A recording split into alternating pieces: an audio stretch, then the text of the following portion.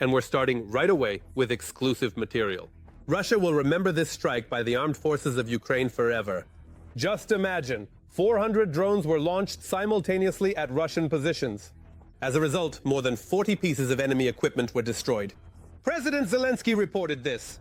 Meanwhile, there were hundreds of explosions in Moscow and the Moscow region. They say Moscow never sleeps, but after such attacks, Muscovites definitely won't be able to fall asleep for a long time. In particular, drones attacked a drone development plant in the Moscow region city of Dubna. Moscow Mayor Sobyanin, by the way, complained a lot after this strike. And here's another piece of bad news for Putin. Germany may provide Ukraine with resources to develop its own cruise missiles with a range of 2,500 kilometers. It seems the Kremlin should get ready. But there is also troubling news. Russia is amassing more than 50,000 troops in the Sumy direction. All the details are in our report. Another restless night in Russia. They say 200 drones. Moscow and the region are once again under UAV attack. Knock on wood. Let's go, let's go. Let's go, let's go, let's go, let's go. Quiet, quiet, quiet. Turn off the light. Quiet, quiet, quiet. In the morning, Zelenograd near Moscow came under a powerful strike. One of the hits landed on the Elma Technopark. Cool! A guy was just walking by there. It's burning well. There should be people there now. Beautiful. They work 24/7. The Elma Technopark in Zelenograd is one of the leading centers where Russia assembles its UAVs. There was also a strike in the city of Dubna at the Kronstadt plant, which also specializes, among other things, in the development and production of drones. Don't fall, fall, dash! Oh, quiet! Well, that's it already. This is evidence that Ukroboronprom has increased and scaled up the production of strike drones. The Ukrainian side now has the capability to strike legitimate military targets on the territory of the Russian Federation, given the current situation. In other words, this is about the planned work of Ukraine's defense forces and Ukrainian intelligence. The strikes are being carried out on defense industry enterprises that are directly involved in the production of strike drones. An analysis of the latest strikes, Ukrainian UAVs. And this is just the beginning. Volodymyr Zelensky stated that Russia will receive a mirror response to all attacks on Ukrainian cities. Of course, we cannot publicly discuss our existing plans or our capabilities. But the outlook is clear: to respond in kind to all Russian threats and challenges. There in Russia, they must clearly feel the consequences of what they are doing against Ukraine. And that will happen. It will happen. In addition, Germany and 3 other countries have reportedly lifted restrictions on Ukraine that previously prevented it from using Western weapons to strike deep into the territory of the aggressor country, Russia. At the same time, German Chancellor Merz clarified that the government had not made any new decisions. The point is that the restrictions were lifted several months ago. Let's analyze Merz's statement. He says that the nature of military technical assistance to Ukraine should not be publicized in the media, but should take place quietly behind closed doors. This is absolutely the right rhetoric from the German Chancellor. The Russian Federation should not know either the nature of the military technical assistance provided to the Ukrainian Defense Forces or, accordingly, the technical and tactical specifications of the weapons supplied by our key partners for the needs of the armed forces of Ukraine. Meanwhile, the Russian command is redeploying new forces to the border of the Sumy region, particularly from the eastern directions, according to analysts from the Institute for the Study of War. The occupiers also control 4 settlements in the Sumy region and continue their attempts to create a buffer zone.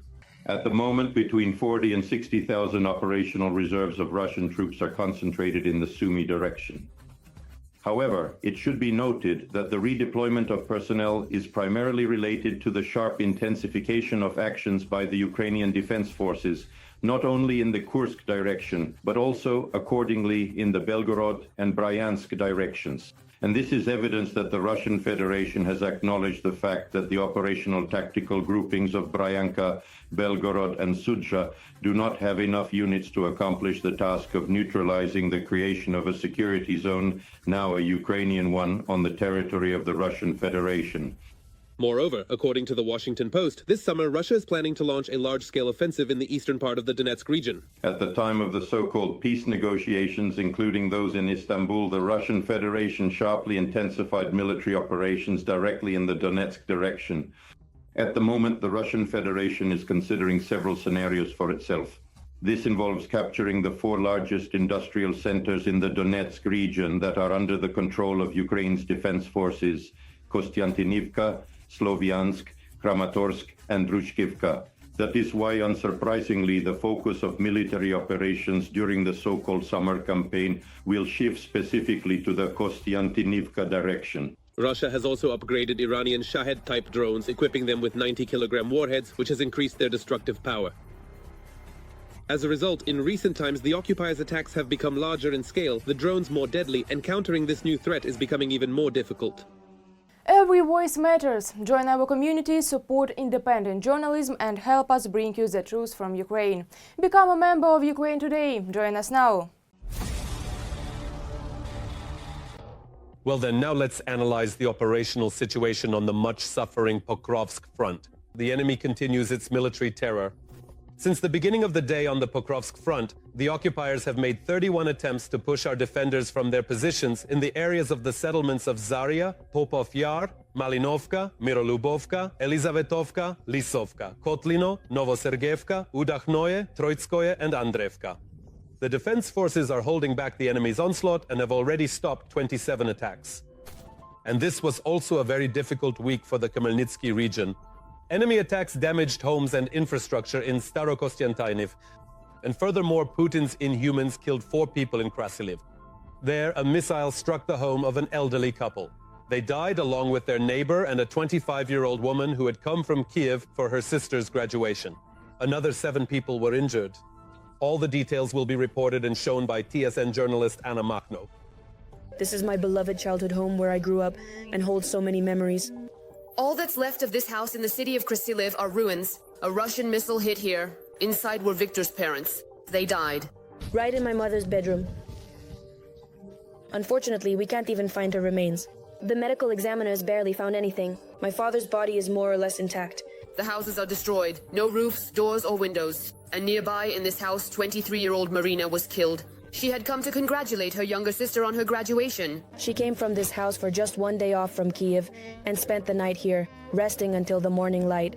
Valentina's husband also didn't manage to escape the Russian missile. She says she wasn't home at the time. They found him under the rubble. The ceiling and a wall had collapsed on him. There was a rumble, things were flying and exploding. No one in Krasiliv slept that night, says the head of the community. It was a terrible, tragic night for our community. We survived by a miracle, simply because we managed to hide in the cellar in time. It was extremely loud. We were terrified in our cellar because everything was shaking. The injured were taken to hospitals. Many, they say, were cut by shards of broken glass. Look at what happened to the doors. I already cut my finger just by touching it. And you already cut your hands? Yes, I've already cut myself. Medical staff treated 6 of the injured and sent them home. But a 74-year-old woman is still in intensive care. Her condition is serious but stable. The diagnosis is polytrauma. The diagnosis is polytrauma, pelvic bone fracture, degloving wounds of the torso, a fractured shoulder, and broken ribs. She is receiving medical care and is being prepared for surgery. In Krasiliv, the commission counted more than 60 damaged houses, some of which are practically destroyed. Our house is damaged. We are writing a statement about it. There's no roof, no windows, no doors. This is at the city council. One after another, people come in with documents asking for compensation. As Olga says, only the walls are left of the house. They survived by a miracle. She shielded her 4-year-old daughter with her body and her husband covered them both. We just huddled in the corner so the shrapnel didn't hit us. We wanted to run to another spot, but we didn't make it, because the second strike had already hit, then the third. We could see that everything at the neighbor's place was already on fire. Not only houses were damaged, but other buildings on several streets as well. Tomorrow, an emergency session is being convened in the city. We will allocate additional funds to our municipal services, which unfortunately have also been affected. The administrative building of our water utility was severely damaged and our city buses were also affected. Nearly 40 houses and several businesses were destroyed last night in the Starokostiantynivka community due to Russian shelling. According to the city administration, there are no injured civilians there. At the moment, they are dealing with the aftermath of the attacks in Krasiliv. If only we could at least cover it so the rain doesn't drip in. If there's no house left, go over to that side and see for yourself. What can we do? It's not our fault, and we didn't want this. No one wanted this except Putin. We're left without a home. There are 3 families here, and the 4th just ruins. The whole house is shattered. It can't be repaired. Right now, they're at least trying to cover the houses to protect them from the rain. People support each other, some with their labor, others with words. I don't know, honestly. I don't know how much longer this will go on. I don't understand how the whole world can just watch this happen. They allowed this evil to grow. We are the shield for everyone.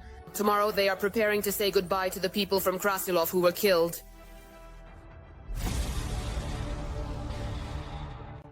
Now let's move to the Siversk and Kramatorsk directions of the front. The bloody rampage of the enemy army continues here as well.